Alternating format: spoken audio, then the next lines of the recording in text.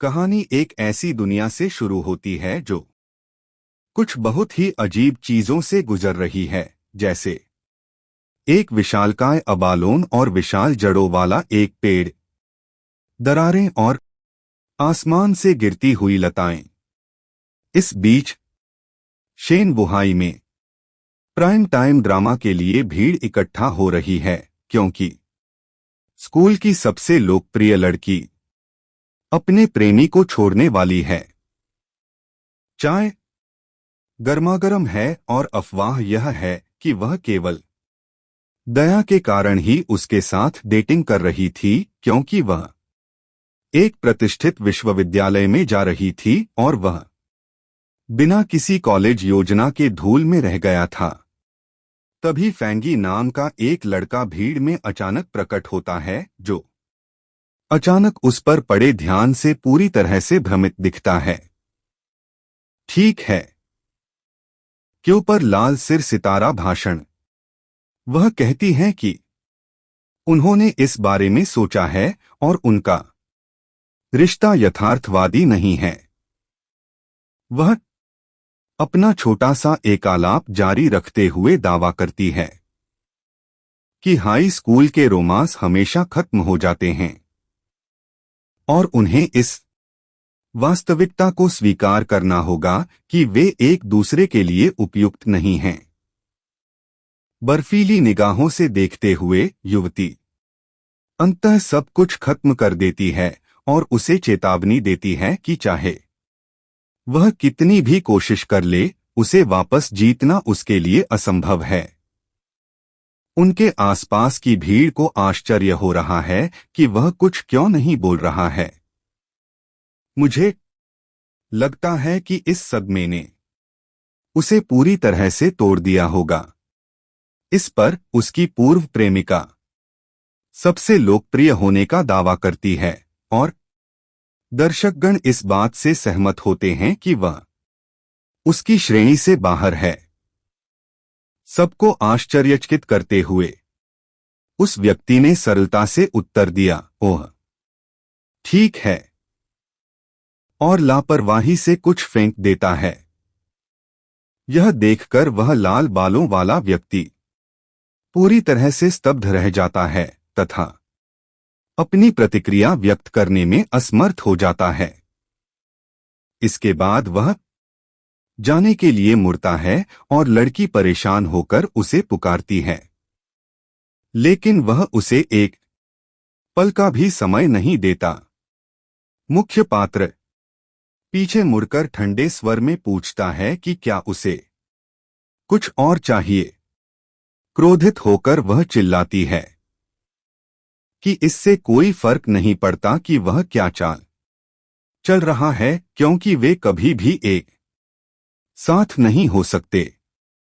एक मुस्कुराहट के साथ वह लड़का उसे एक ऐसी नजर से देखता है जो पूरी तरह आत्मविश्वास से भरी हुई है। फिर वह लोकप्रिय लड़की से कहता है कि वह खुद को मूर्ख न बनाए, क्योंकि अभी उसके पास और भी बड़ी समस्याएं हैं। इस पर रेड पूरी तरह से अवाक रह जाती है और उसे समझ नहीं आता कि वह अपने पूर्व प्रेमी से क्या कहे। जब वह युवक वहां से चला जाता है तो उसके आसपास के लोग भी उसके रवैये को देखकर हैरान रह जाते हैं, लेकिन वह सोच रहा है कि वहां किसी को भी इस बात का अंदाजा नहीं है कि दुनिया ऐश की ओर मुड़ने वाली है, क्योंकि यह लड़का भविष्य की एक आपदा से वापस आया है और उसके लिए वह किसी दूसरे जन्म से आई कोई अजनबी है। ऐसा करने के बाद एमसी किसी अन्य बात की परवाह किए बिना चलता रहता है। वह यह सोचते हुए आगे बढ़ता है कि लोकप्रियता और प्रतिष्ठा अब कोई मायने नहीं रखती, क्योंकि दुनिया बदलने वाली है। क्षितिज पर वास्तविक संकट केवल उसके लिए नहीं बल्कि समस्त मानवता के लिए है। यह सब पिछली रात शुरू हुआ जब उसे एक चमकदार रोशनी के टूटने की घटना याद आई। अपनी यादों में वह रक्तिम चंद्रमा और उग्र समुद्र के साथ भविष्य के टुकड़े देखता है। वह व्यक्ति बिजली की चमक और एक विचित्र राक्षस द्वारा खंडहर बन चुके शहर पर हमला करने की घटना को याद करता है। चमकती लाल आंखों से वह भविष्य की इन भयावह यादों पर विचार करता है। शीघ्र ही साधकों का युग आएगा और शक्ति के आधार पर दुनिया के नियम पुनः लिखे जाएंगे। अचानक वह आदमी चिल्लाया, रुको! जैसे एक नीली ऊर्जा उसे पूरी तरह से घेर लेती है। तभी वह स्वयं को एक अजीब जगह पर पाता है और पूछता है, वहां कौन है? एक चमकदार रोशनी के क्षण का सामना करते हुए उसकी आंखें लाल हो जाती हैं और एक अजीब दर्द उसे अचानक से घेर लेता है।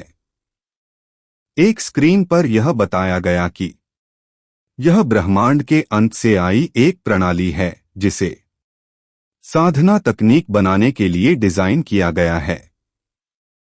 जो कुछ वह देखता है उससे उत्सुक होकर युवक रहस्यमयी नीली स्क्रीन को छूने के लिए आगे बढ़ता है। पैनल पर अपनी उंगली रखकर वह यह पता लगाने की कोशिश करता है कि यह अलौकिक चीज कैसे काम करती है। लेकिन जैसे ही वह उसे छूता है, उसके सामने एक विशालकाय भयानक राक्षस का दृश्य प्रकट होता है। तभी एक विचित्र प्राणी प्रकट होता है जो उसे सुनहरी ऊर्जा से घेर लेता है और एक स्क्रीन तैरती हुई दिखाई देती है। भविष्य के भयावह दृश्य को देखते हुए उसकी लाल आंखें तीव्रता से चमक उठती हैं। वह देखता है कि उसका भाग्य बाकी मानवता के साथ साथ उस प्राणी द्वारा मिटा दिया जाना था। वास्तविकता में वापस आकर युवक पसीने से तरबतर हो रहा है तथा पुरानी यादों से बुरी तरह हिल गया है।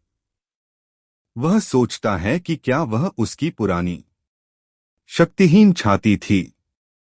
आत्मविश्वास से भरी मुस्कान के साथ वह याद करते हैं कि अपने दूसरे जीवन में वह एक साधारण व्यक्ति थे जो जीवित रहने की कोशिश कर रहे थे। वह व्यक्ति याद करता है कि उसने अपने देश को गिरते हुए देखा था और उसके सभी लोग उस विपत्ति से पीड़ित थे। उसकी यादों में वह उस उत्परिवर्ती जानवर से बच नहीं सका जो शहर को नष्ट कर रहा था। फिर उसे अपनी मृत्यु की याद आती है। वह निराशा और बदला लेने की तीव्र इच्छा से भरा हुआ था। उसकी लाल आंखों में उस राक्षस का प्रतिबिंब दिखाई देता था जिसने उसे पराजित किया था। शायद यही कारण है कि सिस्टम ने उसे आभा लौटने से 1 साल पहले ही वापस ला दिया। वह व्यक्ति जानता है कि अभी अधिकतर लोगों को यह पता नहीं है कि आगे क्या होने वाला है। फिर वह अपना हाथ बढ़ाता है और एक प्रकाश को छूता है जो उसके सामने कई टुकड़ों में बिखर जाता है।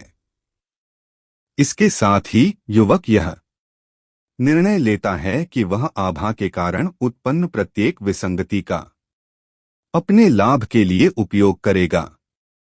तुरंत ही एक स्क्रीन प्रकट होती है और सिस्टम उसका नया मूल्यांकन शुरू कर देता है।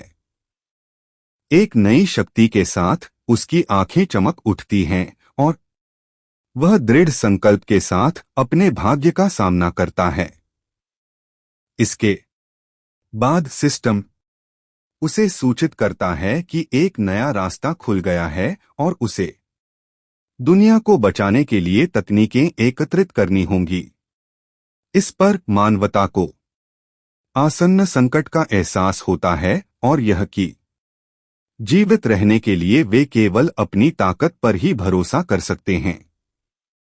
सरकार अपनी ओर से अफवाहों का खंडन नहीं करती, बल्कि लोगों को केवल सबसे बुरी स्थिति के लिए तैयार रहने को कहती है। ऐसा करने के लिए वे मोबाइल फोन का उपयोग करके दिखाई देने वाले अजीब जीवों के बारे में अलर्ट भेजते हैं। हाल की घटनाओं के बारे में सुनने के लिए कई लोग एक सभागार में एकत्रित हुए हैं। उनका मानना है कि सरकार का शांत रवैया कठोर है, लेकिन पड़ोस में फैली अराजकता से कहीं अधिक प्रभावी है। उस व्यक्ति को याद है कि सिस्टम ने उसे कुछ भी उपयोग करने के लिए कहा था और वह इस बात पर आश्चर्य करता है कि आखिर विसंगतियां कहां हो रही हैं। तभी चिनचिन विश्वविद्यालय के बारे में एक संदेश दिखाई देता है, जिसमें छात्रों को सावधान रहने को कहा गया है। उन्होंने देखा कि विश्वविद्यालय का यूवी सूचकांक अब तक के उच्चतम स्तर पर पहुंच गया है तथा उसके आसपास गर्मी की चेतावनी जारी कर दी गई है। लोग कह रहे हैं कि यह खबर झूठी है और इस तरह की गर्मी से किसी की भी मौत हो सकती है। वह आसमान की ओर देखता है और उसे यह अजीब लगता है, क्योंकि वहां का मौसम अलग है और विश्वविद्यालय नजदीक ही है। उन्हें आश्चर्य हुआ जब उनके फोन के ऐप पर पता चला कि वहां यूवी इंडेक्स 0 है, जिससे उनका संदेह पुष्ट हो गया। एक अलर्ट में लोगों को उच्च यूवी इंडेक्स वाले विश्वविद्यालय के गेट से बचने की चेतावनी दी गई है, लेकिन टिप्पणियों में अभी भी यह माना जा रहा है कि यह एक धोखा है। वह यह सोचकर मुस्कुराता है कि ज्यादातर लोग मानते हैं कि यह सब महज एक शरारत है, लेकिन वह आदमी सच जानता है और शक्तिशाली बनने का उसका पहला वास्तविक मौका आखिरकार आ ही गया। इसलिए वह चिनचिन विश्वविद्यालय के उत्तरी द्वार की ओर जाता है, जो आमतौर पर काफी खाली रहता है। जैसे ही वह नजदीक पहुंचता है, युवक को तीव्र गर्मी का एहसास होता है और तेज गर्मी के कारण उसे पसीना आने लगता है। वह चारों ओर देखता है और पुष्टि करता है कि उस स्थान पर निश्चित रूप से कुछ बहुत ही अजीब चल रहा है। तभी वह कुछ लोगों को डर के मारे भागते हुए देखता है, लेकिन उसका ध्यान हवा में कुछ कणों की ओर जाता है। वह जो देख रहा है उसके बारे में उत्सुक होकर एमसी नीचे झुकता है और प्रकाश के एक बिंदु को छूने के लिए आगे बढ़ता है। अपनी उंगली को बहुत करीब से छूकर वह अंततः स्वर्णिम ऊर्जा को छूता है, यह देखने के लिए कि क्या होगा।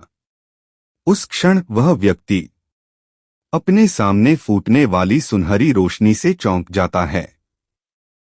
एक नीली स्क्रीन खुलती है जो यह घोषणा करती है कि सिस्टम ने यांग ऊर्जा खोज ली है और एक नई शक्ति का निर्माण करेगी। इसके साथ ही युवक दर्द से चीखने लगता है, क्योंकि सुनहरी ऊर्जा उसके पूरे शरीर में प्रवाहित होती है। प्रकाश का एक विशाल विस्फोट पूरे विश्वविद्यालय के द्वार को घेर लेता है। आसपास के लोग भ्रमित हैं, सोच रहे हैं कि क्या वह कोई सुपर सयान था। एमसी पीड़ा में चीखता रहता है और उसके बाल सफेद होने लगते हैं। हवा में तैरते हुए वह सोचता है कि क्या यह प्रक्रिया समाप्त हो गई है, क्योंकि उसे ऐसा लगता है कि वह मरने वाला है। लेकिन सिस्टम उसे बताता है कि उसने गोल्डन सन श्वास तकनीक प्राप्त कर ली है। कुछ समय बाद किंगचिंग विश्वविद्यालय में नए छात्रों के पंजीकरण का दिन है। पंजीकरण क्षेत्र में हमारे नायक की पूर्व प्रेमिका आती है और एक लड़का उसका सूटकेस उठाने में मदद करने की पेशकश करता है। जल्द ही कई अन्य लड़के भी स्कूल की लोकप्रिय लड़की के साथ अपनी किस्मत आजमाने के लिए शामिल हो जाते हैं।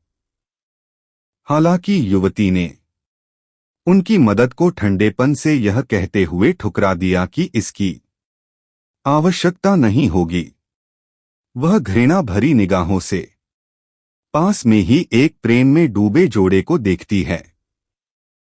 लेकिन अचानक सुनहरे प्रकाश का एक बड़ा विस्फोट होता है, जिससे लाल बालों वाली लड़की और अन्य छात्र आश्चर्यचकित हो जाते हैं।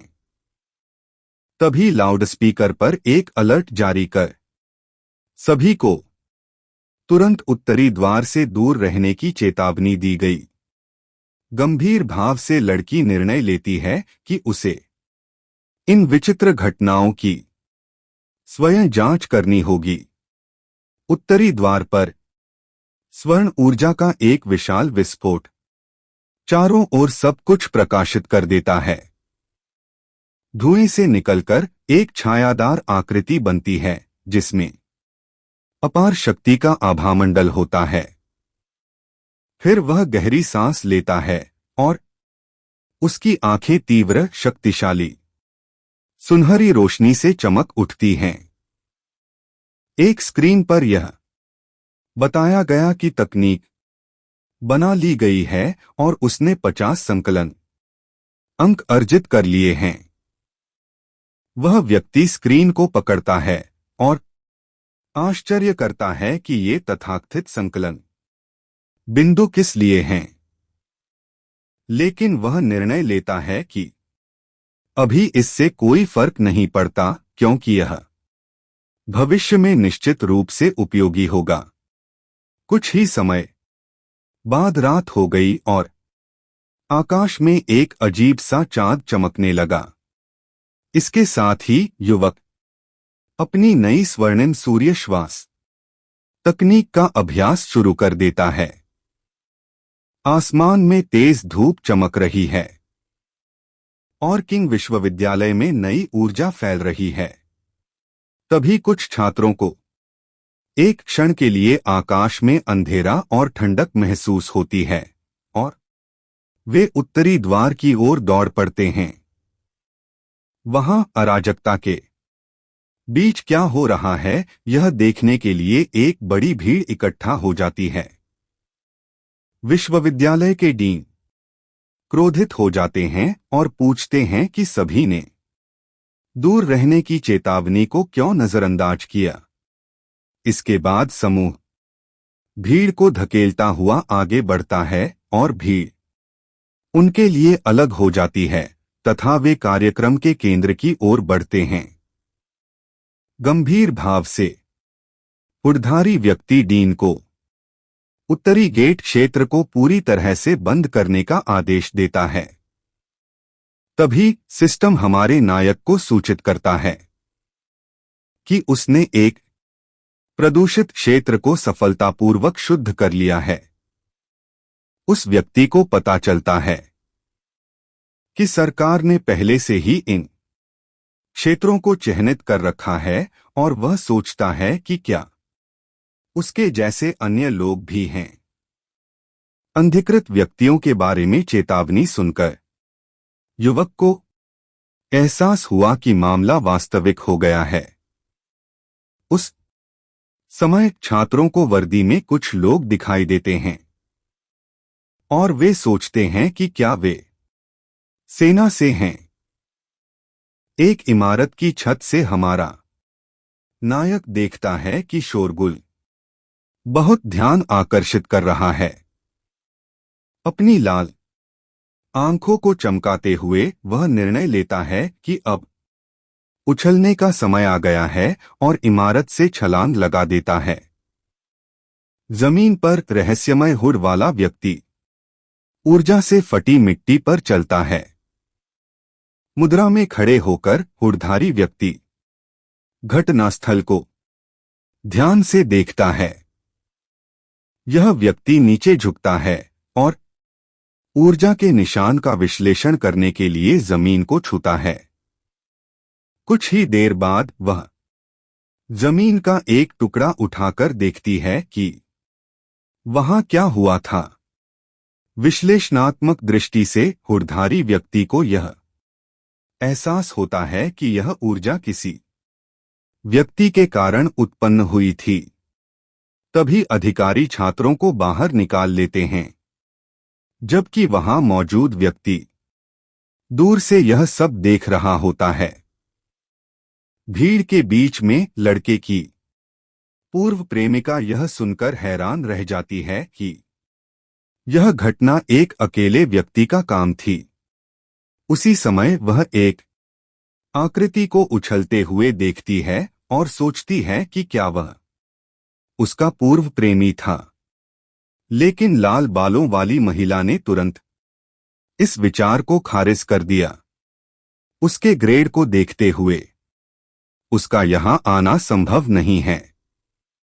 दूर हमारे नायक के घर पर सूरज डूब जाता है और अंततः रात होने लगती है। बिस्तर पर लेटे हुए युवक ने शिकायत की कि उसके शरीर की गर्मी ठंडे पानी से नहाने पर भी नहीं जाती। इस वजह से उन्हें डर है कि अगर पूरी रात गर्मी इसी तरह जारी रही तो वह सो नहीं पाएंगे। उन्हें चिंता है कि आज के हंगामे में किसी ने कुछ अजीब बात देख ली होगी।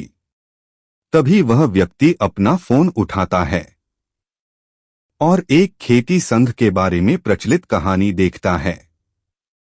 युवक को याद है कि पहले तो सभी को लगा कि यह सिर्फ एक इंटरनेट मजाक है। तभी उसे विश्वविद्यालय में नकाबपोश लोगों की याद आती है और उसे संदेह होता है कि वे एसोसिएशन से हैं। इस खोज के बारे में उत्सुक होकर एमसी पूरा लेख पढ़ने के लिए समाचार खोलता है। लेख में भूत कुल्हाड़ी से लेकर पूर्ण पारलौकिकता तक की साधना के क्षेत्रों का विवरण दिया गया है। टिप्पणियों में सभी को लगता है कि यह फर्जी है, लेकिन उन्हें आश्चर्य है कि क्या यह घोषणा आधिकारिक हो सकती है। नायक को याद आता है कि एक नागरिक के रूप में अपने पिछले जीवन में उसे इस जानकारी के बारे में कभी पता नहीं चला। अपने बिस्तर पर बैठकर वह साधना संघ के बारे में सोचता है और अपनी तकनीक को फिर से परखने का निर्णय लेता है।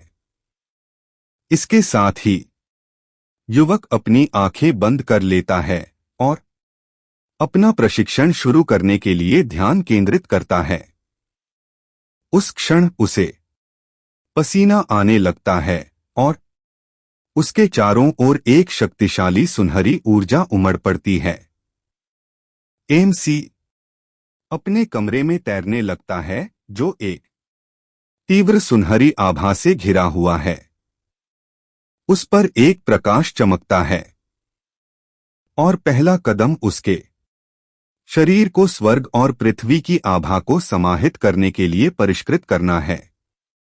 वह ऊर्जा को नियंत्रित करने में सफल हो जाता है और सफलतापूर्वक उसे दिव्य कुल्हाड़ी का रूप दे देता है। उसकी आंखें तीव्र चमक से भर जाती हैं और उसके शक्ति से भरे चेहरे पर आत्मविश्वास भरी मुस्कान उभर आती है। सिस्टम उसे दावुआई क्षेत्र तक पहुंचने के लिए बधाई देता है और उसे 50 संकलन अंक देता है। वह व्यक्ति बिंदुओं को याद रखता है और स्क्रीन पर दिखाई गई उस बात को पढ़ता है जिसमें एक नया रास्ता खुलने की बात कही गई है। सिस्टम बताता है कि बिंदुओं का उपयोग संकलित डेटा को किसी भी ऑब्जेक्ट में डालने के लिए किया जा सकता है। वह किसी वस्तु में शक्ति भरने के विचार पर विचार करता है और मेज पर रखे अपने मग को घूरता रहता है। फिर वह शक्ति की सुनहरी आभा के साथ अपना हाथ मग की ओर बढ़ाता है। सिस्टम पूछता है कि क्या वह आइटम पर यांग विशेषता रखने के लिए एक अंक खर्च करना चाहता है। वह समझता है कि यह किसी वस्तु पर जादू करके उसे अलौकिक शक्ति प्रदान करने जैसा है। युवक सोचता है कि यदि वह किसी हथियार के साथ ऐसा करेगा तो वह उसकी अद्वितीय युद्ध वस्तु बन जाएगी। जल्द ही वह निर्णय लेता है कि आने वाले भविष्य के लिए एक शक्तिशाली हथियार का होना अत्यंत महत्वपूर्ण होगा।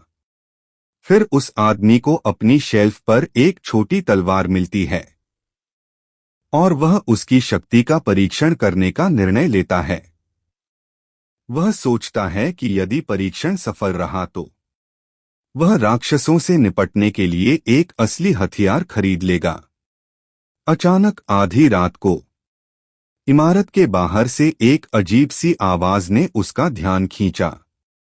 बाहर विशाल पंजों वाला एक छायादार प्राणी नायक के अपार्टमेंट पर नजर रख रहा है। चमकती लाल आंखों वाला यह विचित्र प्राणी अंधेरे में अपने तीखे दांत दिखाता है। विशालकाय राक्षसी खरगोश जैसा दिखने वाला यह विचित्र प्राणी इमारत पर हमला करने की तैयारी करता है। लेकिन अपार्टमेंट के अंदर उस आदमी को इस बात का जरा भी अंदाजा नहीं है कि उसके सामने खतरा है। बिस्तर पर लेटे हुए एमसी को अपनी नई साधना तकनीक से कुछ असुविधा महसूस होती है। अपनी लाल आंखों से वह सोच रहा है कि यह चूहे जैसी आवाज कहां से आई। उनका मानना है कि यह आवाज शिशु की तरफ से या पाइप से नहीं आ रही है, बल्कि हो सकता है कि यह पड़ोसी के पालतू जानवर की आवाज हो। लिविंग रूम में घूमते हुए वह सोचता है कि उसकी सुनने की क्षमता बढ़ने के कारण पड़ोसियों की आवाज सुनना सामान्य बात है।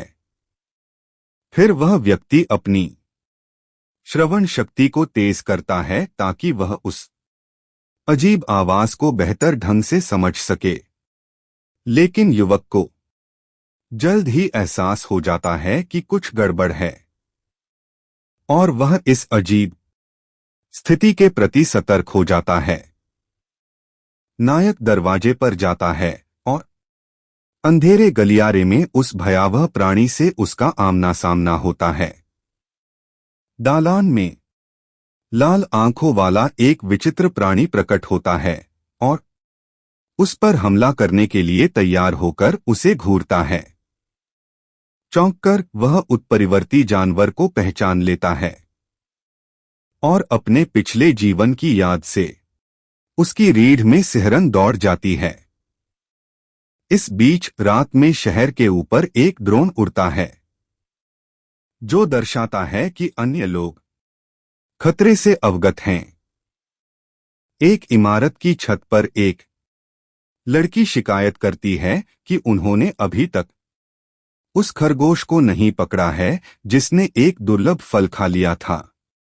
मुंह में लॉलीपॉप लिए यह युवती आगे के मिशन के लिए काफी शांत और आश्वस्त नजर आ रही है। इसके बाद वह उन्हें आदेश देती है कि वे जिस लक्ष्य का शिकार कर रही हैं उसके बारे में सभी अपडेट भेजते रहें। इस पर रहस्यमय लड़की अपना पीछा शुरू करने के लिए इमारत की छत से छलांग लगा देती है। वह तेज गति से गिरते हुए विशाल शहर की इमारतों के बीच फुर्तीलेपन के साथ आगे बढ़ती है। अचानक युवती को उत्परिवर्ती जानवर की आभा का आभास होता है और वह समझ जाती है कि वह लक्ष्य के करीब पहुंच रही है। अपनी चमकती आंखों के साथ वह अंततः उस प्राणी को ढूंढ लेती है और उससे मुठभेड़ के लिए तैयार हो जाती है। रहस्यमय शिकारी अविश्वसनीय चपलता के साथ चलते हुए एक छत पर उतरता है। एक इमारत की ओर भागते हुए उसे किसी भी कीमत पर लक्ष्य का पीछा करने का आदेश मिलता है। दृढ़ और सटीक लैंडिंग के साथ युवती बिना एक सेकंड बर्बाद किए अपना पीछा जारी रखती है। इमारतों के बीच छलांग लगाते हुए वह चेतावनी देती है कि प्राणी ने एक आत्मिक फल खाया है और वह विकसित हो सकता है। तभी देर रात तक काम कर रहा एक आदमी अपनी खिड़की के पास से एक धुंधली चीज को गुजरता हुआ देखता है और पूरी तरह से भ्रमित हो जाता है। वह सोचता है कि क्या वह मतिभ्रम कर रहा है, लेकिन उसका बॉस उसे वहां खड़े होकर कुछ न करने के लिए डांटता है। इस बीच शिकारी को 65वीं मंजिल पर चंद्रमा के सामने एक छाया के रूप में देखा जाता है। अपार्टमेंट में वापस आकर नायक का सामना एक विचित्र प्राणी से होता है जो उसके सामने चीखता है। अपनी सुनहरी आंखों से उसे एहसास होता है कि उसका शरीर बदल गया है और अब वह बराबरी पर लड़ सकता है। फिर वह जीव अपने पंजों से हमला करता है, लेकिन युवक अलौकिक चपलता के साथ बच निकलता है। नायक को लगता है कि उसका शरीर बहुत बदल गया है और अब वह हमलों को धीमी गति में देख सकता है। अपने हाथ में सूर्य ऊर्जा लेकर वह आश्चर्य करता है कि एक उत्परिवर्ती जानवर इतनी जल्दी कैसे प्रकट हो गया। इस पर उसे अपने पिछले जीवन में देखी गई चीजें याद आती हैं और वह राक्षस का सामना करता है। वह व्यक्ति जानता है कि प्राणी पूरी तरह से विकसित नहीं हुआ है और शूरवीर उसकी शक्ति और क्रोध को बढ़ा देता है। इसलिए वह हमला करने के लिए आगे बढ़ता है क्योंकि उसे उस प्राणी को रोकना है, अन्यथा इमारत में मौजूद सभी लोग मारे जाएंगे। अपने एमसी का उपयोग करते हुए वह अपने ऊर्जा से भरे हाथ से प्राणी को पकड़ने में सफल हो जाता है। आश्चर्यजनक ताकत के साथ वह व्यक्ति बिना किसी डर के उस विचित्र प्राणी को काट लेता है। राक्षस को मजबूती से पकड़े हुए उसकी सुनहरी आंखें ठंडे दृढ़ संकल्प से चमक रही थीं। फिर युवक उस जीव को हवा में घुमाता है और उसे पता चलता है कि उसकी कमजोरी उसकी पूंछ है। अवसर का लाभ उठाते हुए वह पूरी ताकत से जानवर की पूंछ पकड़ लेता है। नायक राक्षस को खिड़की पर फेंक देता है, जिससे खिड़की टूट जाती है। अपनी चमकदार सोने जैसी मुट्ठी के साथ वह एक शक्तिशाली प्रहार करने के लिए तैयार होता है। वह व्यक्ति ऊर्जा की एक किरण छोड़ता है जो उस प्राणी को हवा में ही सीधे मार गिराती है। इसके बाद राक्षस को हमले से उत्पन्न प्रकाश की तीव्र सुनहरी किरण द्वारा पूरी तरह से निगल लिया जाता है। लेकिन विचित्र प्राणी अपने पंजों से सुनहरी ऊर्जा को पकड़ लेता है और शक्ति को अवशोषित करने का प्रयास करता है। इस पर नायक को एहसास होता है कि राक्षस उसकी यांग शक्ति चुराने की कोशिश कर रहा है और वह हमले का प्रतिकार करता है। वह सोचता है कि सूर्य की शक्ति बहुत अधिक है और खरगोश अपनी कब्र स्वयं खोद रहा है। कुछ ही देर बाद एक सुनहरा विस्फोट राक्षस को घेर लेता है, जो इतनी अधिक ऊर्जा को अपने अंदर नहीं रख सकता। अगली इमारत में एक जोड़ा शोर सुनकर जाग जाता है और आदमी को आश्चर्य होता है कि क्या यह गड़गड़ाहट थी। फिर वह जांच करने के लिए खिड़की के पास जाता है, लेकिन बाहर कुछ भी असामान्य नहीं पाता। हमारा नायक अपनी स्वर्णिम ऊर्जा के अवशेषों से घिरा हुआ फर्श पर गिरता है। युवक ने सोचा कि वह चीज एक भूखे भूत की तरह थी जो उसकी शक्ति को निगलने की कोशिश कर रही थी। लड़ाई के बाद राक्षस की आंख फर्श पर गिर जाती है, जिससे अजीब सा काला धुआं निकलता है। वह गंभीर दृष्टि से उस प्राणी के अवशेषों को देखता है जिसे उसने अभी अभी हराया था। बिना कुछ सोचे समझे वह व्यक्ति जानवर की आंख पर जोर से प्रहार करता है, जिससे जानवर का बचा हुआ हिस्सा भी कुचल जाता है। वह समझता है कि रात्रि का प्राणी उसकी विरोधी यांग प्रकार की शक्ति के लिए बेताब था। युवक कल्पना करता है कि यदि वह सामान्य होता तो राक्षस आसानी से इमारत में सभी को खा जाता।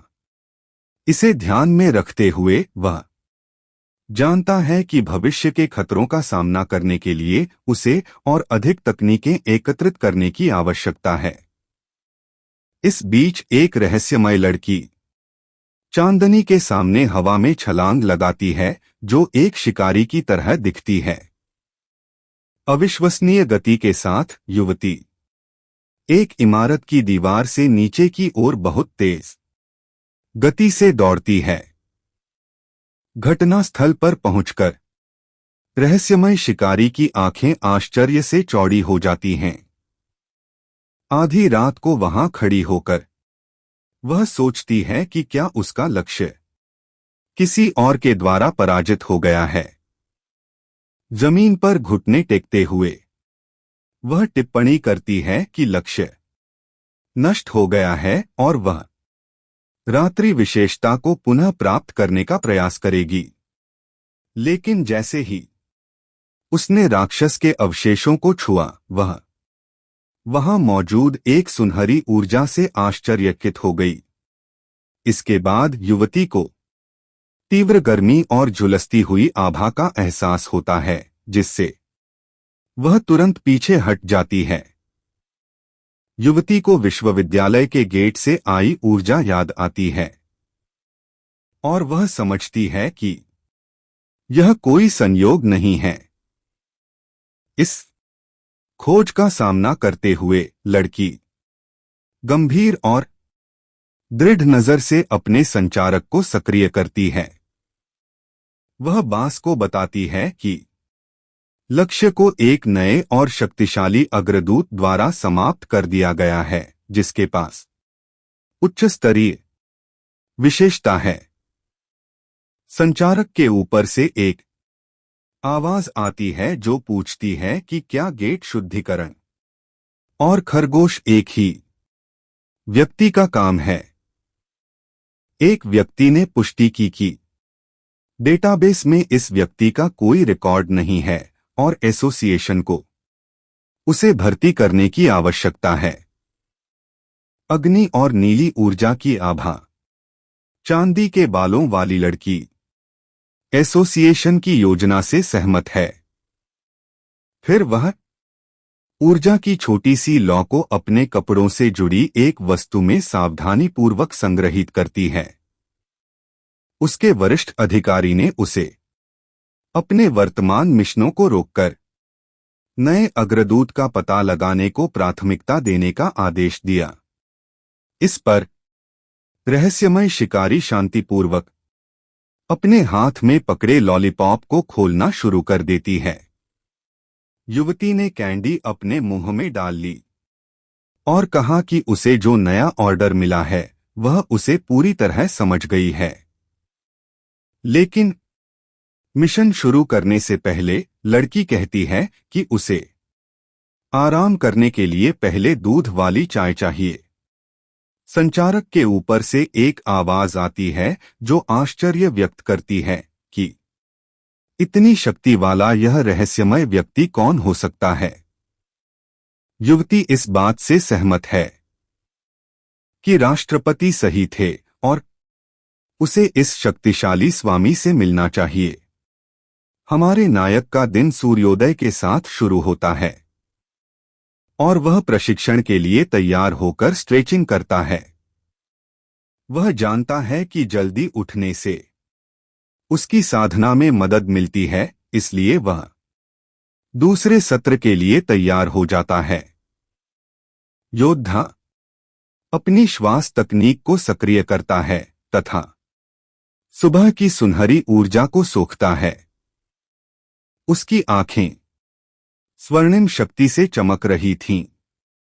जैसे ही ऊर्जा उसमें भर जाती है, वह भूत कुल्हाड़ी के क्षेत्र में प्रवेश करता है और तकनीक की आभा को प्रकट होता हुआ महसूस करता है। अचानक ऊर्जा का एक विस्फोट उसे आश्चर्यचकित कर देता है और उसे एहसास होता है कि उसे एक और सफलता मिल गई है। उसके शरीर में शक्ति का संचार होता है और वह इस अचानक वृद्धि को नियंत्रित करने पर ध्यान केंद्रित करता है।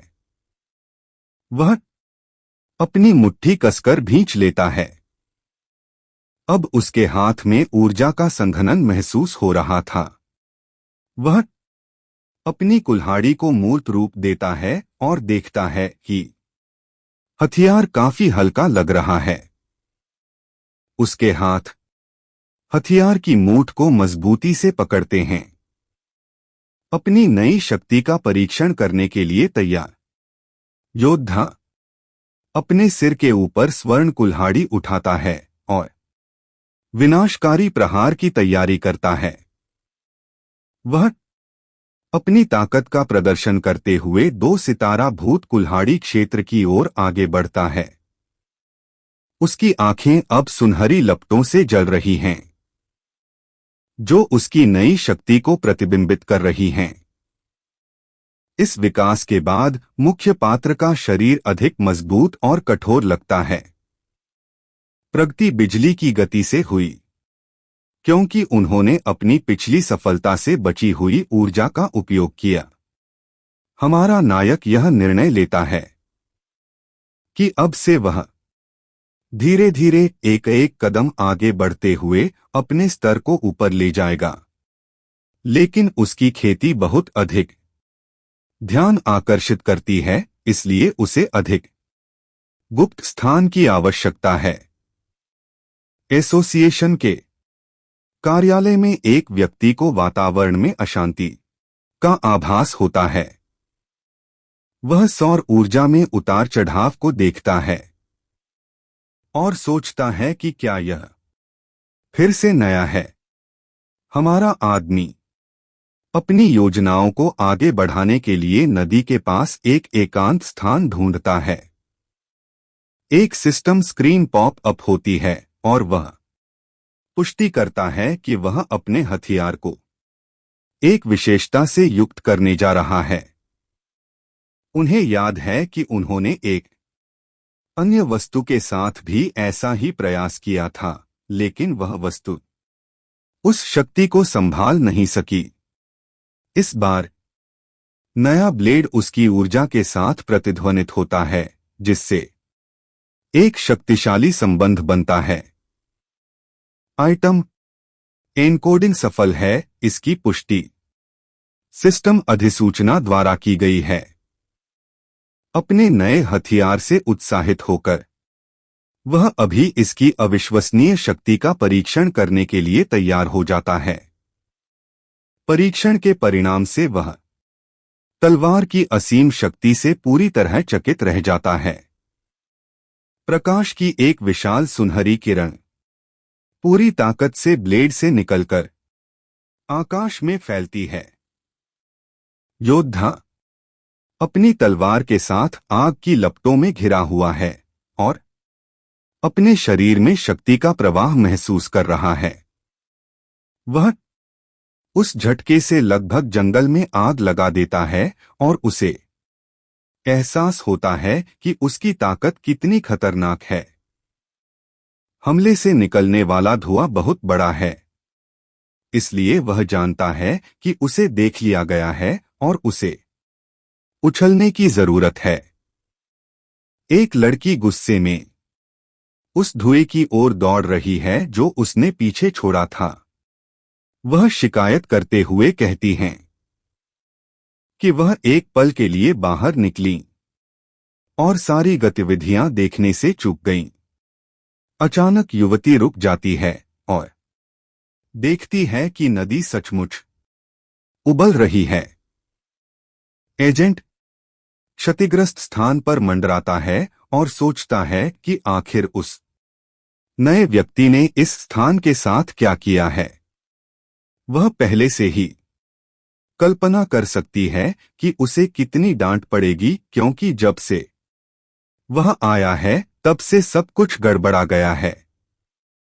तभी दूर से एक सुनहरी चमक उसकी नजर में आती है और वह उत्सुक हो जाती है। शिकारी को जो कुछ महसूस हुआ उससे वह पूरी तरह सदमे में है। यह तो संभव ही नहीं होना चाहिए। उसकी आभा एक तारे से 2 तारे तक पहुंच गई और उसने एक आत्मिक हथियार भी बनाया। एसोसिएशन के पास ऐसे केवल 2 हथियार हैं तथा उन्हें बनाने की तकनीक भी अधूरी है। लड़की को संदेह होता है। वह सोचती है कि उसने अकेले ही इतनी शक्ति कैसे प्राप्त कर ली, लेकिन उसे लगता है कि वह गलत है और वह उसके द्वारा फैलाई गई गंदगी को साफ करने का फैसला करती है।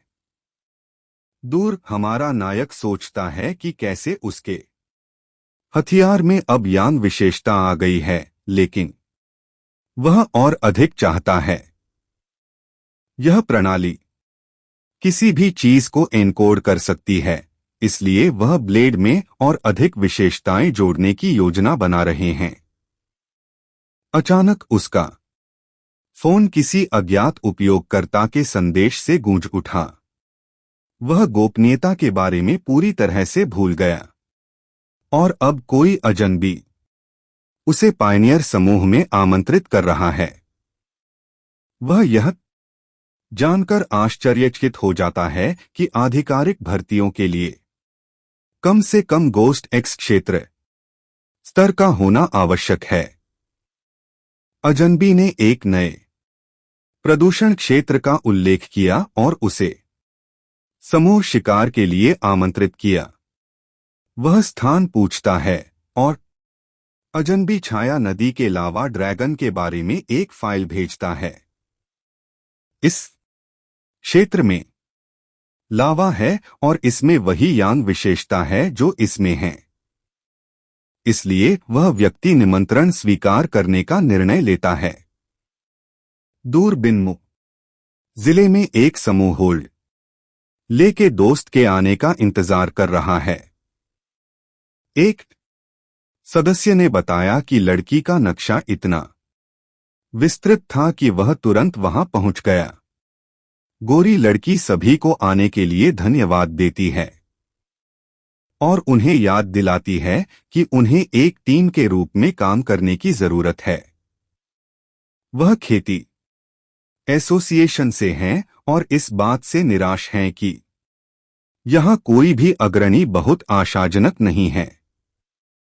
बहुत से लोग यह नहीं जानते कि खेती संघ एक सरकारी एजेंसी है। एजेंसी में प्रवेश पाना कठिन था और इसके लिए उसे अपने परिवार को कुछ नुकसान भी उठाना पड़ा, इसलिए वह असफल होना पसंद नहीं करती। तभी खोजकर्ताओं में से एक ने नए व्यक्ति को आते हुए देखा और उसे उसके नाम फैंग से पुकारा। हमारा नायक अपनी नई तलवार के साथ एक प्रभावशाली प्रवेश करता है और समूह के सामने अपना परिचय देता है। एजेंट उसकी शक्ति से चौंक जाता है, लेकिन देखता है कि उसकी आभा दमनकारी नहीं बल्कि गर्म है। चूंकि पूरी टीम यहां आ गई है, इसलिए नेता संकेत देता है और वे गुफा के प्रवेश द्वार की ओर बढ़ते हैं। हमारा लड़का नेतृत्व करने का निर्णय लेता है और गोरी एजेंट को प्रकाश व्यवस्था संभालने के लिए कहता है। समूह गुफा से होकर गुजरता है और उनमें से एक फांग को ढीली चट्टानों के बारे में चेतावनी देता है। उन्हें यह बात अजीब लगती है कि यह जगह अभी तक इतनी गर्म नहीं है।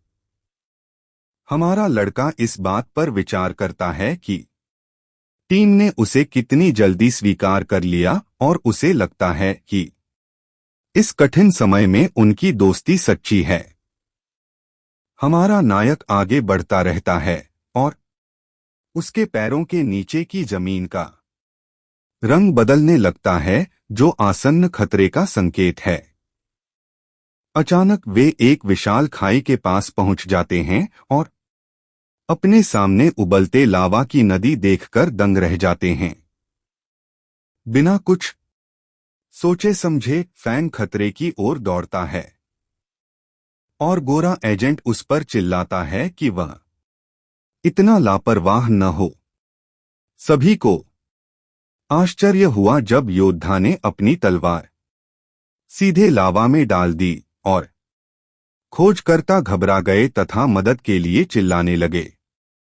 एक परी विस्फोट टीन को पीछे की ओर धकेल देता है और हमारे आदमी की प्रणाली एक विश्वव्यापी विसंगति का पता लगाती है और डेटा का विश्लेषण करना शुरू कर देती है। सिस्टम स्क्रीन पर एक नया कौशल इनर फ्लेम का वर्णन दिखाई देता है। क्रिम्सन फ्लेम ब्लेड तकनीक को खोलते ही अपार शक्ति प्राप्त होती है। जब तलवार में आग लग जाती है तो तलवार चलाने वाले की युद्ध की मंशा शुद्ध शक्ति में बदल जाती है और फिर देखो कि वह अपने शक्तिशाली नए हथियार की मूठ को मजबूती से पकड़ लेता है। वह उत्साह के साथ महसूस करता है कि नई शक्ति उसके टैंग ब्लेड के लिए एकदम उपयुक्त है।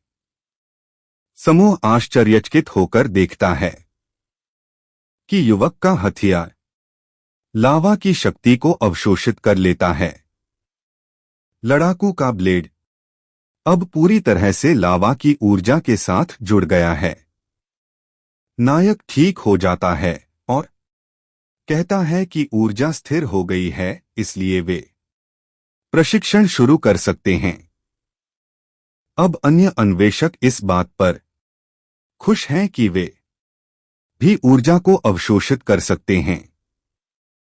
एजेंट का कहना है कि वह सिर्फ खुफिया जानकारी इकट्ठा करेगी और उन पर नजर रखेगी, लेकिन तभी उसने देखा कि गुफा में और भी खोजकर्ता आ रहे हैं।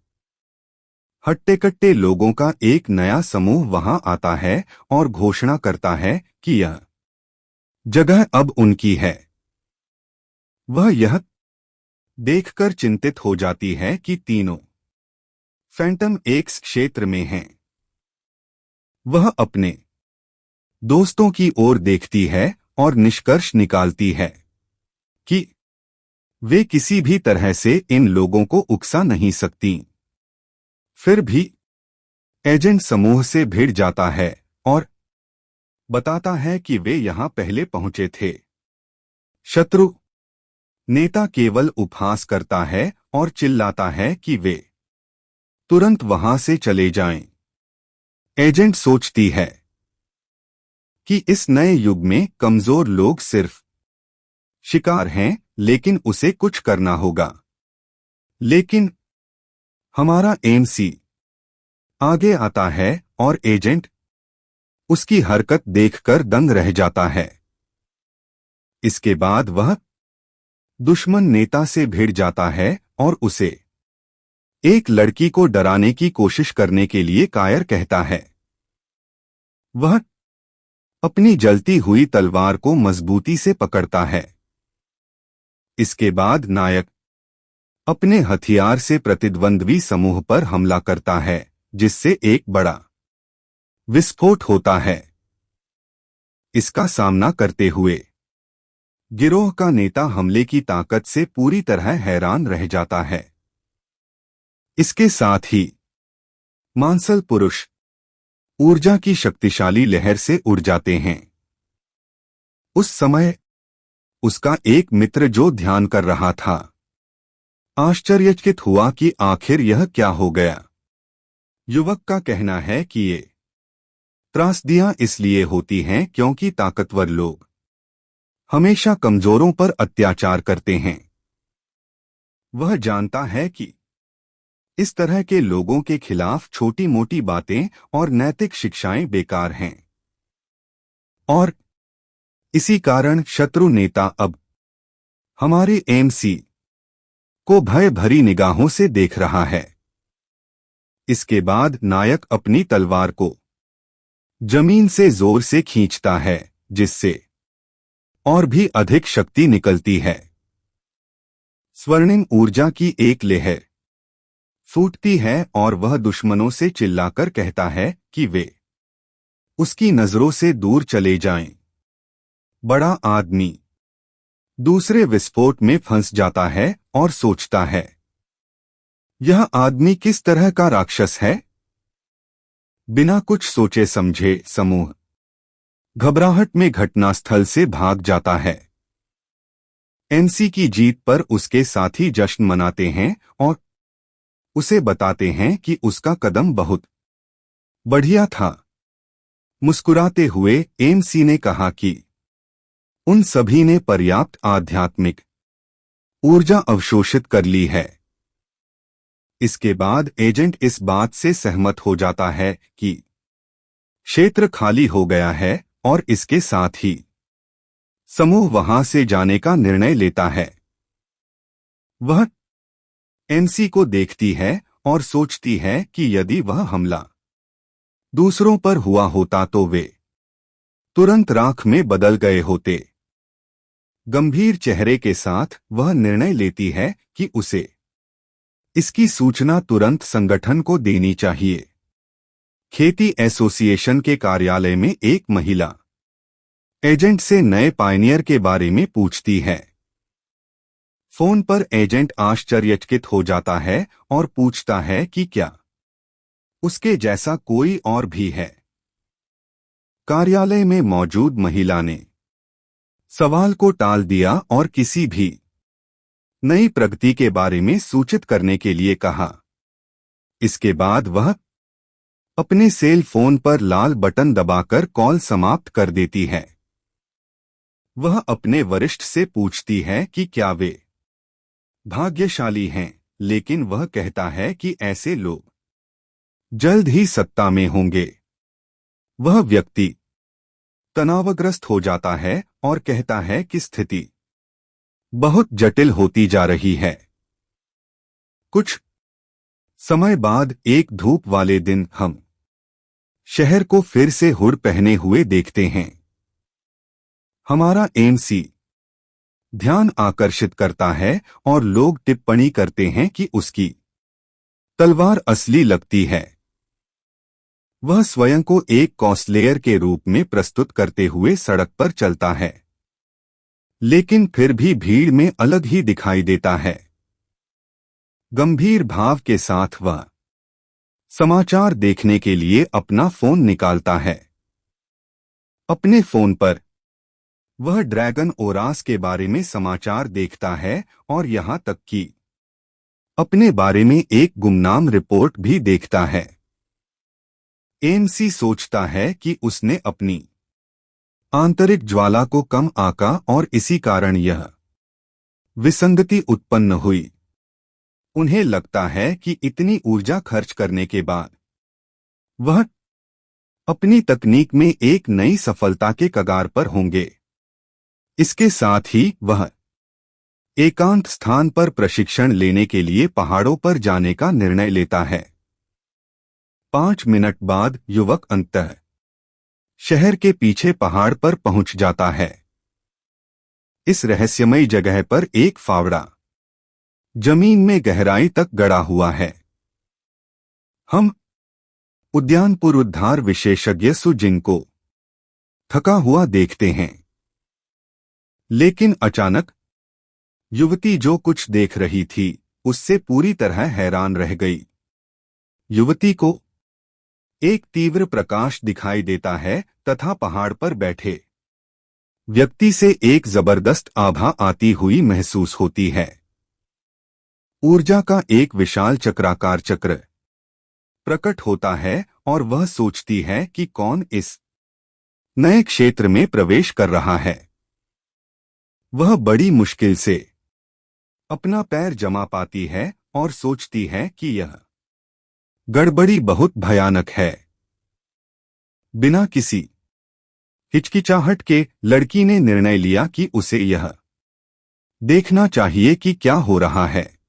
वह ऊर्जा की ओर छलांग लगाती है और दृढ़ निश्चय के साथ कहती है कि उसे पकड़ना है।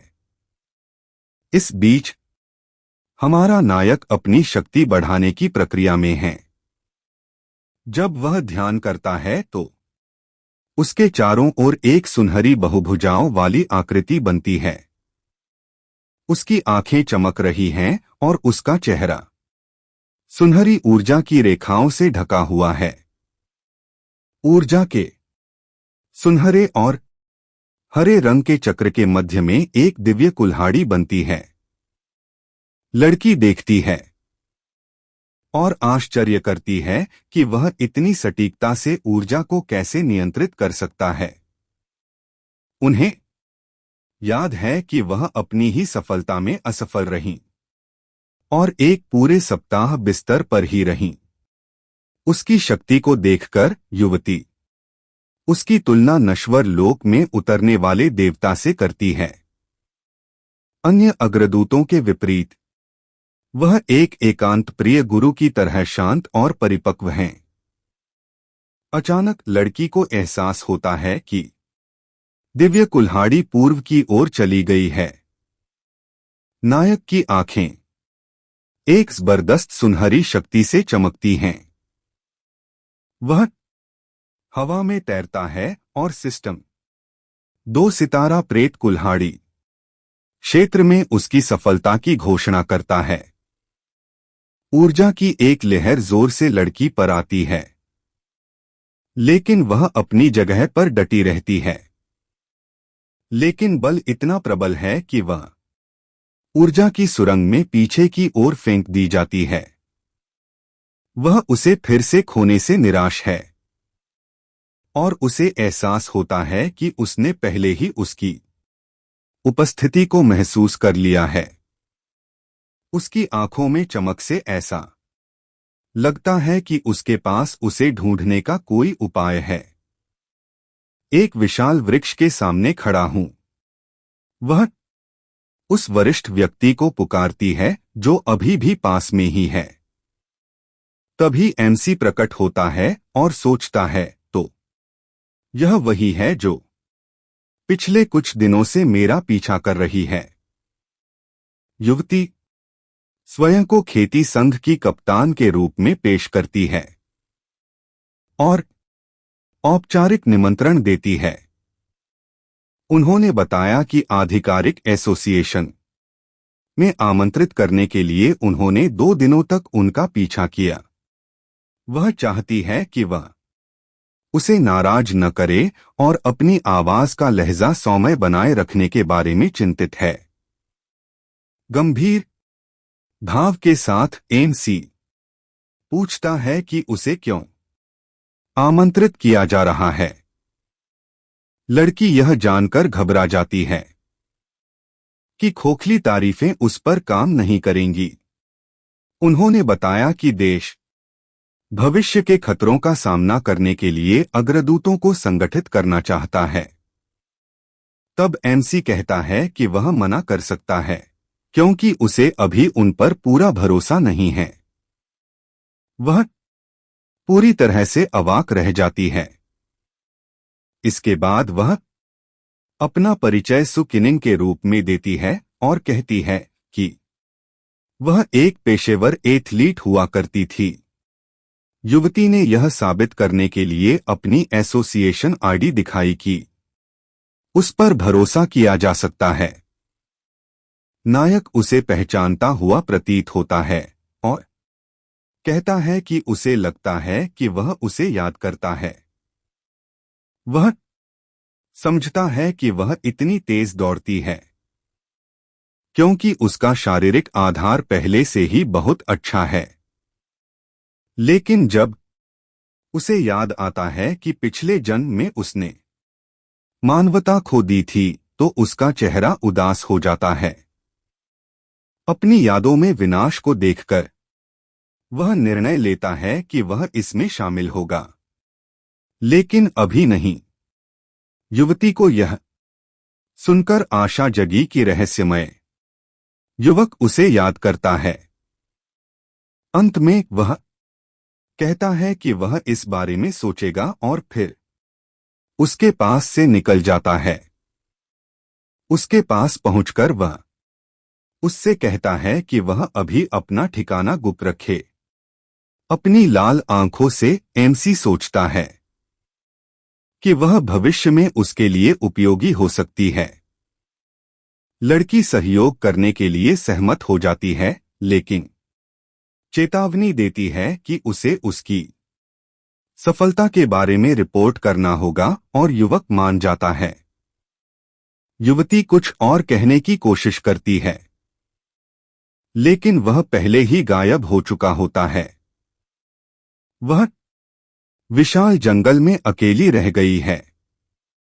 निराश होकर वह शिकायत करती है कि वह जानबूझकर उससे बच रहा है और उसके पीछे पड़े लोगों को साफ करना उसके लिए कष्टकारी है।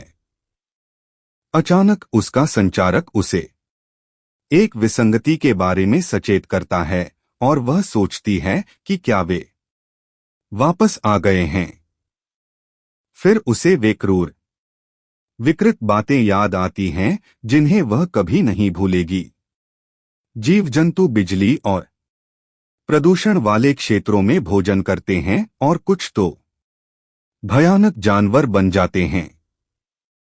ये जानवर नए प्रदूषण क्षेत्र बनाते हैं और यदि इन्हें रोका नहीं गया तो ये दुनिया को नष्ट कर देंगे। उसी समय रात हो जाती है और शहर में भारी बारिश शुरू हो जाती है। अचानक बिजली की एक शक्तिशाली चमक शहर की इमारतों के ऊपर बरसाती आकाश को रोशन कर देती है। तभी कोई व्यक्ति पानी के गड्ढे में कदम रखता है। मोबाइल फोन पर अलर्ट आने से तूफान और पर्यटन क्षेत्र के बंद होने की चेतावनी मिलती है और आश्चर्य होता है कि कौन सा शक्तिशाली किसान वहां कष्ट झेल रहा है। गंभीर चेहरे के साथ एमसी अपने सामने तूफान को देखता है। उसे एक शक्तिशाली गड़गड़ाहट का आभास होता है और वह समझ जाता है कि तूफान का केंद्र निकट है। वह भारी बारिश से बेपरवाह होकर सीढ़ियां चढ़ता है। पहाड़ की ओर देखते हुए वह इस बात की पुष्टि करता है कि यही सारी शक्ति का केंद्र है। हमारा नायक बरसाती जंगल में तेज गति से छलांग लगाता है। वह फुर्ती से जमीन पर उतरता है और अपने रास्ते पर आगे बढ़ता है। अचानक सिस्टम को जेड एम्परर पीक पर प्रदूषण क्षेत्र का पता चलता है। स्क्रीन पर काले पहाड़ दिखाई देते हैं और बताया जाता है कि प्रदूषण का स्तर अज्ञात है। इसके बाद एमसी बिना किसी डर के उस भयावह जंगल में प्रवेश करता है।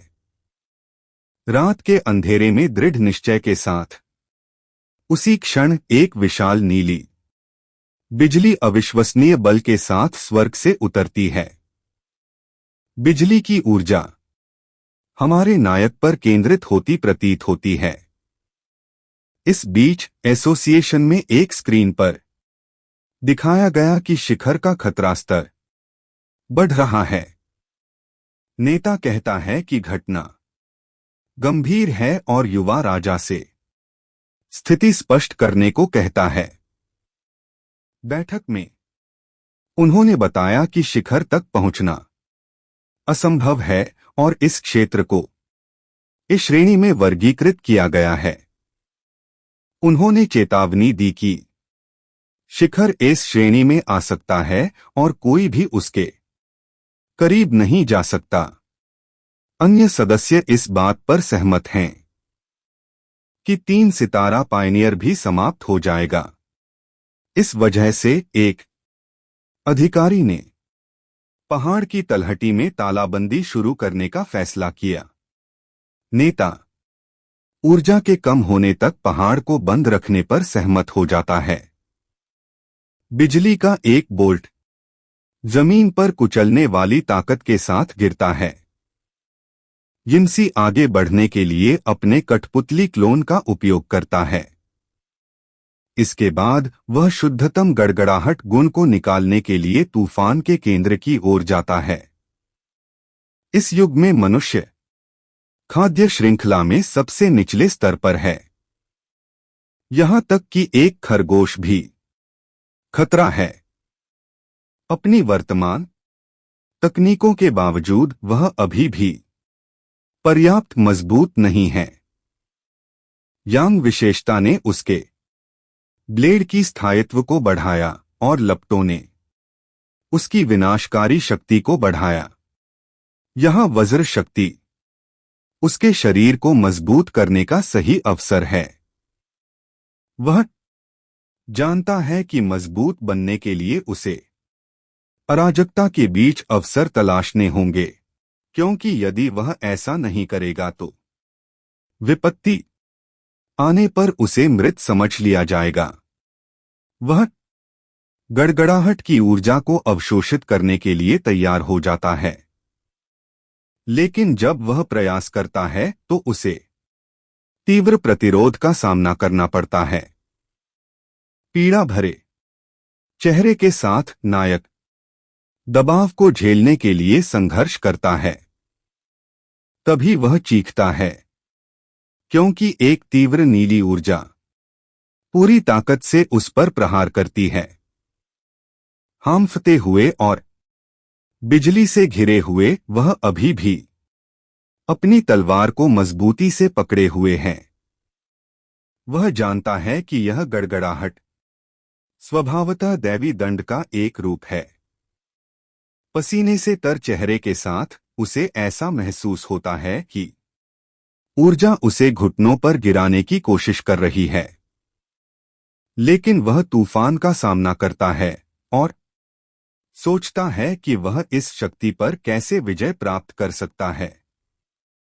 अचानक उसे एक विचार आता है और वह अपनी सुनहरी सूर्य श्वास का पूरी शक्ति से उपयोग करता है। एक चीख के साथ वह अपनी ज्वलंत तलवार के साथ नीली ऊर्जा के विरुद्ध आगे बढ़ता है। पीली और नीली ऊर्जा का एक विशाल विस्फोट चारों ओर सब कुछ प्रकाशित कर देता है। घायल अवस्था में तथा खून थूकते हुए वह अपनी जलती हुई तलवार को पकड़े हुए है। फिर वह निर्णय लेता है कि जीवित रहने के लिए उसे कष्ट सहना होगा और अपने अंत का सामना करना होगा। उसका पैर जोर से जमीन में धंसता है, जिससे जमीन टूट जाती है। ऊर्जा उसे पंगु बना देती है और वह जानता है कि बिजली की शक्ति उसे खत्म करना चाहती है, लेकिन उसकी आंखें चमकीले पीले रंग की चमकती हैं। एक नीली बिजली उस पर गिरती है और सिस्टम घोषणा करता है कि वह एक नई शक्ति संकलित कर रहा है। कुछ लोग तूफान को सदमे में देखते हैं और शहर के बारे में चिंतित हो जाते हैं। इस बीच सिस्टम उसे सूचित करता है कि उसने दिव्य वज्र टेम्परिंग और 50 अंक प्राप्त कर लिए हैं। नया गुण आक्रामक है और यांग गुण के विपरीत यह आक्रमण और बचाव दोनों में प्रभावी है। उन्होंने कहा कि नई शक्ति के साथ अब वज्र उनका भाला और ढाल है। वह बिना किसी दर्द के अपने शरीर को परिष्कृत करने वाली शक्ति को महसूस करता है और समझता है कि यह शुद्धिकरण है। प्रणाली उसे बताती है कि यह शक्ति बुराई को दंडित करती है और वह इसे अपनी तलवार पर लगाने के बारे में सोचता है, लेकिन उसे एहसास होता है कि इससे उसकी तलवार पर मौजूद यांग विशेषता की शुद्धता नष्ट हो सकती है। इसके अलावा बहुत अधिक विशेषताएं जोड़ने से ब्लेड नष्ट हो सकता है। तभी उसे एक विचार आता है और वह अपने दाहिने हाथ में गड़गड़ाहट का गुण धारण करने का निर्णय लेता है। आत्मविश्वास से भरी मुस्कान के साथ युवक ने व्यवस्था के समक्ष अपनी पसंद की पुष्टि की। उसी क्षण एक तीव्र नीली ऊर्जा उसके हाथ और बाह को बलपूर्वक घेर लेती है। अगले दिन शिखर पर ऊर्जा कम हो गई, लेकिन हवा में अभी भी एक हरे रंग की आभा से घिरा एक विद्युत आवेश था। कहते हैं कि एक अग्रणी यहां था। आश्चर्यचकित है और मेजर से पूछता है कि क्या वह व्यक्ति अभी भी जीवित है, लेकिन वह विशेषता का पता नहीं लगा सकती है और निष्कर्ष निकालती है कि तूफान ने सभी निशान मिटा दिए हैं। युवती पूछती है कि ऐसा क्यों है और मेजर इस विसंगति और लॉकडाउन के समय के बारे में बताता है। चमकती आंखों से उन्होंने बताया कि तूफान का चरम 7 बजे था। उसे लगता है कि उस व्यक्ति में बिजली गिराने की क्षमता है और इसीलिए वह इस विपत्ति से बच गया। इसी कारण से प्रमुख संदिग्धों का मानना है कि वह व्यक्ति न केवल जीवित है बल्कि वास्तव में घटना का कारण भी वही है। उनका कहना है कि इस तरह के लोग खतरनाक होते हैं क्योंकि उन्हें पता नहीं होता कि वे किस पक्ष में हैं। दूर अपने घर में हमारा नायक सोफे पर छींकता है। इसके बाद सैन्य अधिकारी आदेश देता है कि इस व्यक्ति को ढूंढने में कोई कसर न छोड़ी जाए।